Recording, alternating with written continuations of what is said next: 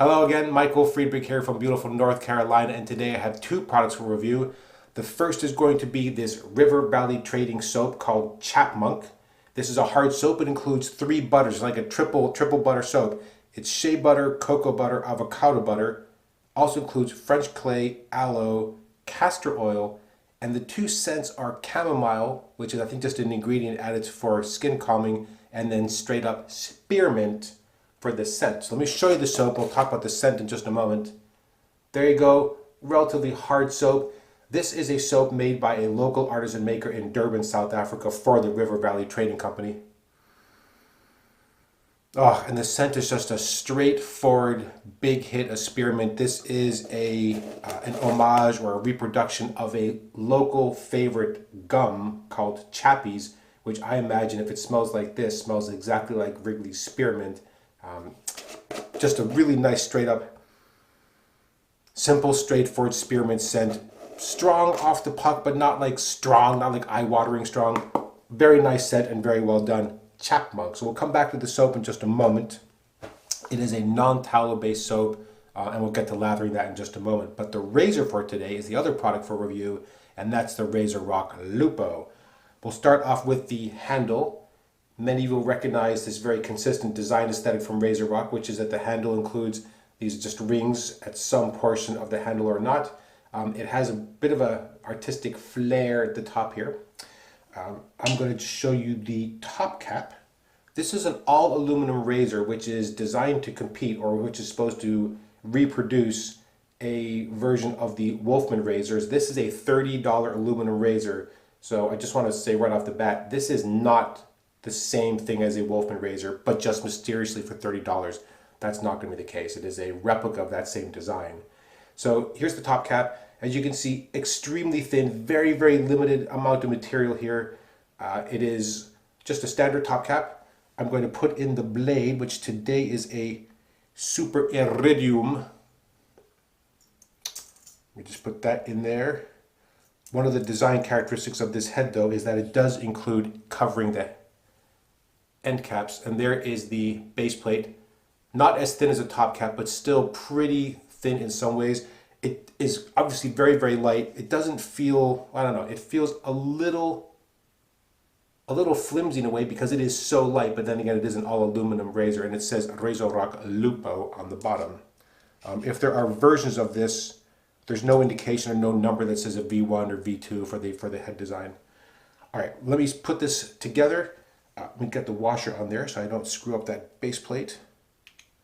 I think one of the design objectives here was to try to get a CNC milled aluminum razor at an extremely aggressive price point. It is only $30. There you have the razor put together. If you take a look at the head geometry, which you can see, at least I hope you can see, is that the angle of the blade is a little bit flattened compared to the actual curvature of the natural line of the head itself. And that is going to be one of the characteristics of the shave that you'll probably feel the most. Just a standard closed comb design there. All right, let me go ahead and get my face wet. We'll start lathering up the soap. We'll talk about that. Start shaving. 2 days of growth as always. There we go. Today's brush, in case you're wondering, you're going to see it right now. It is the Ever Ready 200 with the tuxedo knot in there. All right, let's get lathering. I have a bit of this pressed into the weekly soap quota holding bowl. All right. I'm going to load pretty heavy, starting off with a relatively dry brush. I'm going to add some water in here in just a moment to just make sure I get enough soap loaded into the brush. This soap has actually been really quite easy to work with. And I have to say, just from the outset, it is reminiscent of the Sudsy Soapery soaps. Not exactly the same, obviously, but that's probably the first one that comes to mind. All right, I'm going to add just a bit of water, just a touch. There's already a lot of kind of foamy lather starting to build up in the bowl. And that's in part because of the stiffness of the brush and the way that it splays. All right, a little more, I think. Just make sure we have plenty in the brush. Yeah, and as you can see, no issue getting the soap to lather at all. Yeah, in terms of scent, it's just a nice, strong, simple, straightforward spearmint scent. And if you like spearmint, and I do, this is a great option. All right, there we go. That's just from loading the brush in the bowl, so I'm going to wet my face a little bit again and add just a touch of water to the brush.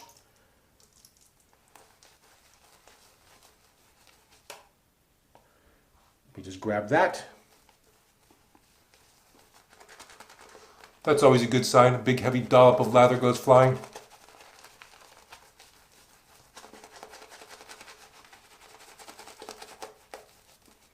And even though that seems wet and a little bit drippy, I'm definitely going to be adding a bit of water to that because I hopefully have a good amount of soap loaded.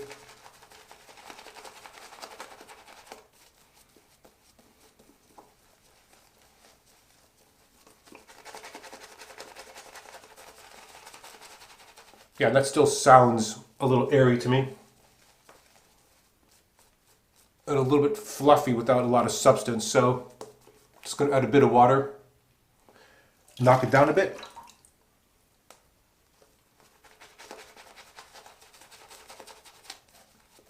Already has a nice slick feel in the face though as the brush moves through it. A little heavy still. So, add a touch of water.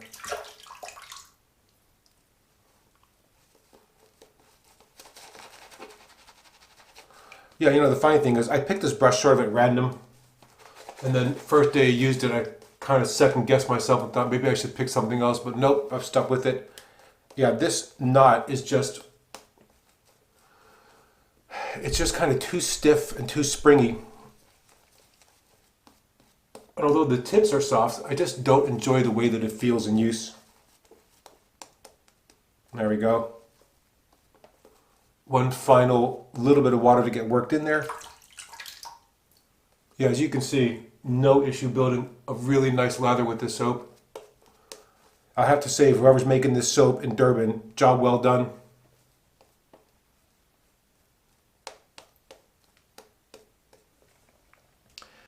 Even though, of course, the world is a smaller and smaller place every day, it is still the case that getting product from the United States or other places around the world shipped into South Africa, I can imagine, is not the easiest thing in the world to do, and the cost for that is going to be extreme. So it's always nice to see some really good local options.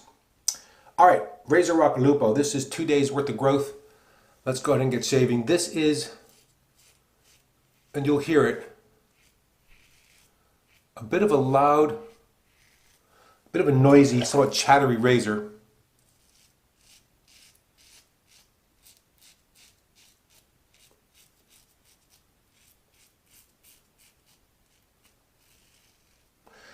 The size and shape of the head make this into what I would describe as kind of a nimble razor, very easy to maneuver and use.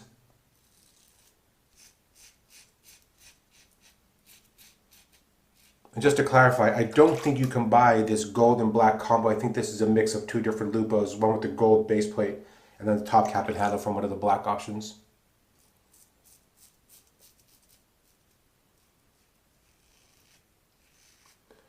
Yeah, nice slickness, good protection on the soap, a nice kind of dense, fatty feel to it.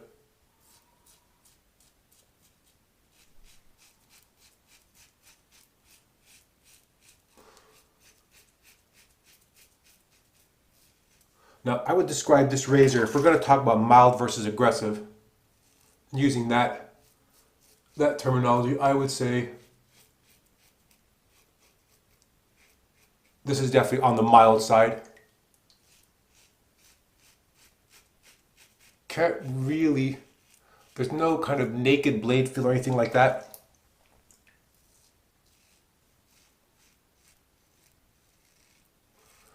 With the grain pass, pretty good and also comfortable.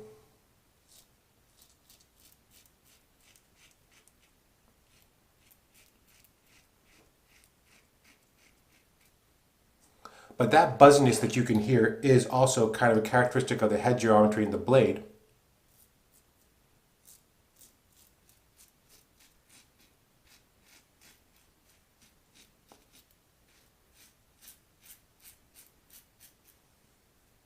which is itself a little bit chatty. Now the head geometry is obviously quite tight. It's a CNC milled aluminum head. Tolerances are really quite good. It fits together very tightly.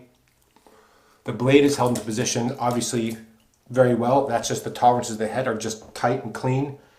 But it's the matter of the blade edge control where it really comes into play. So let me go and get lathered up for the across the grain. And for me, this razor is mild to moderate. It is comfortable. But if we're talking about comfort versus efficiency, I would have to say that this is certainly more comfortable than efficient. But also, in these next two passes, there are places where I feel like this razor is a little bit rough. Not uncomfortable, but just there's a bit of a rough edge to it, kind of a burr that I don't find great.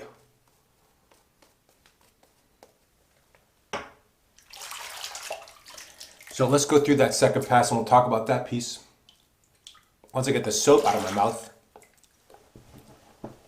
All right, this is going to be the across the grain pass. So what I'm finding is that I sometimes have to exaggerate a little bit the position of the razor from what I find a more natural position and right in the top cap a little bit, because if I hold it in a position which I find natural, I feel like the blade edge, like that, is a little rough and a little chatty.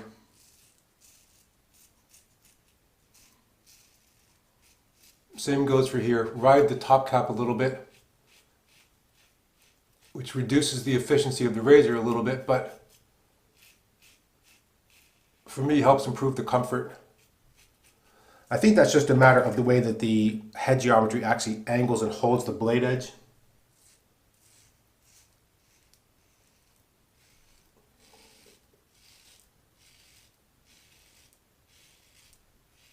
Yeah, right there. Just angle it a little bit more.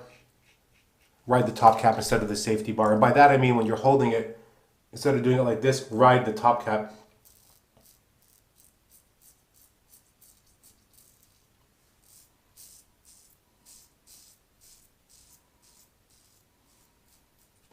There we go.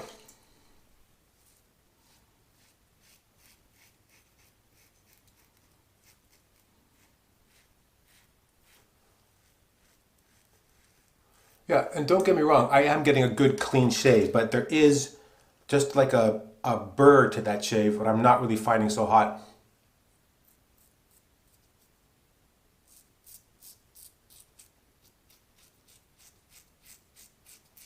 Definitely noticeable up here.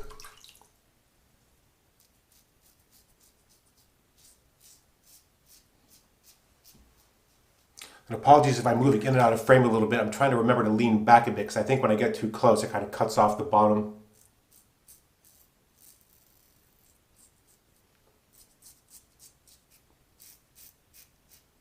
And with this face made for radio, it's important that you get to see the whole picture. All right, let's rinse again. There is a really nice cooling effect from the spearmint, which is cool but not cold. Just nice, a nice level of coolness there. All right, last pass.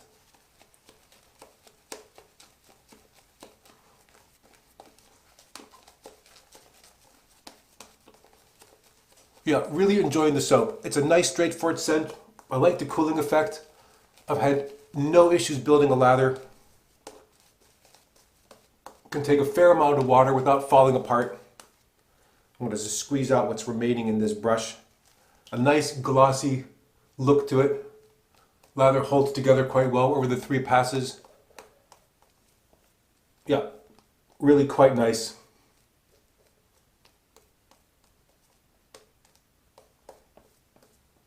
There's also something kind of comforting about a very familiar smell that you can immediately place. You know, I know for a lot of the artisan soaps, you know, it's kind of a race to the finish for how complex a scent you can put together, and some of those scents really are amazing. But on the flip side, it's also nice to have a kind of a simple, straightforward scent that you just recognize immediately, and that if it's a familiar scent from a product that you enjoy, just brings a smile to your face. All right, this is going to be the Against the Grain pass.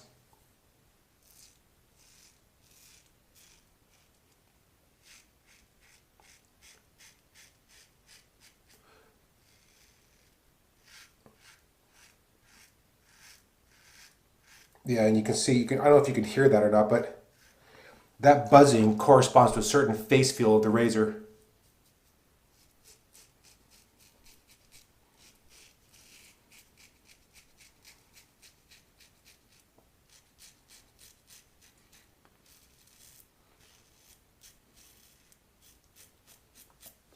Yeah, and on a scale, definitely mild. I've had, I think twice I've done like a quick touch up underneath, which I don't know will be necessary today or not, we'll see.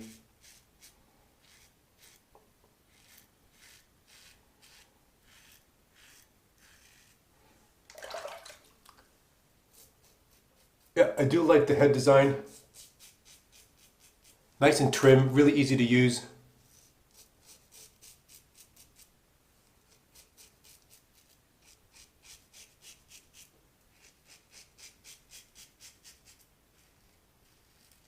As I said, it's a very aggressive price point for an aluminum CNC milled razor.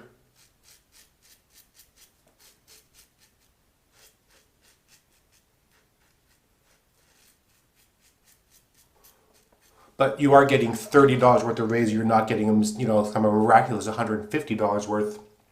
That's not what it's meant to do.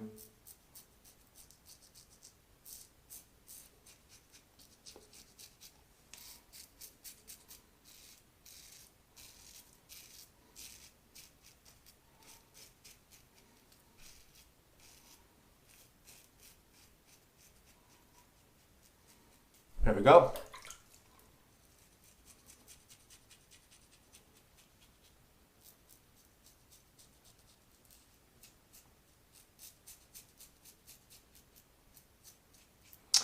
Quite mild and easy to buff with.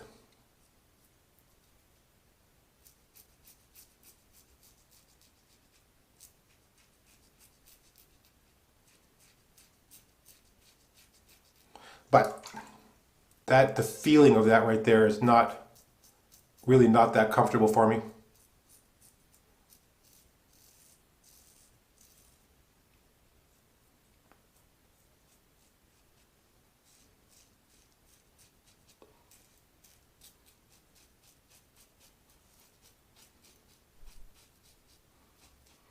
And it's important to remember that that's my experience. You may be shaving with this razor and loving it.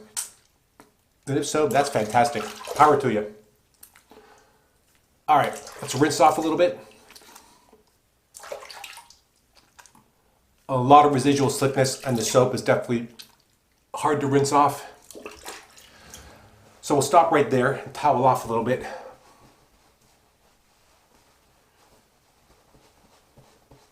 You know, it also comes down to a matter of sort of price point and value and what you're looking for, because that is an aluminum razor, CNC milled, so that is, in terms of tolerances, a quite tight head design.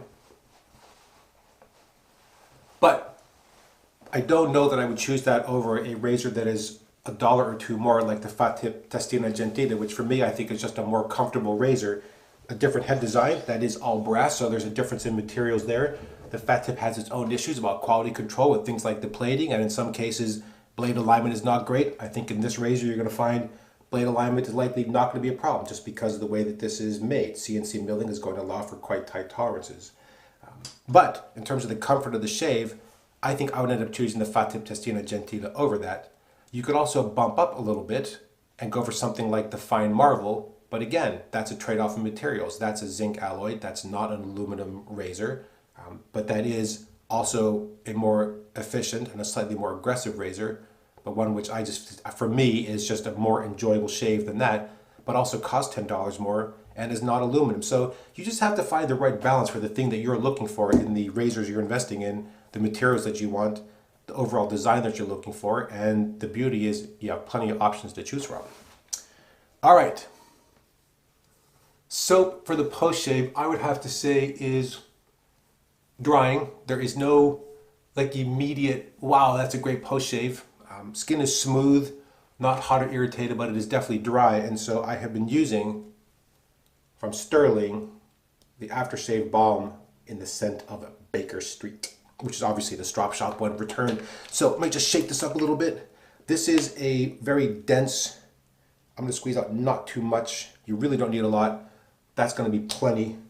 This is a nice thick aftershave balm. Rub it in my hands as always to warm it up a little bit. And then take a minute to work it in.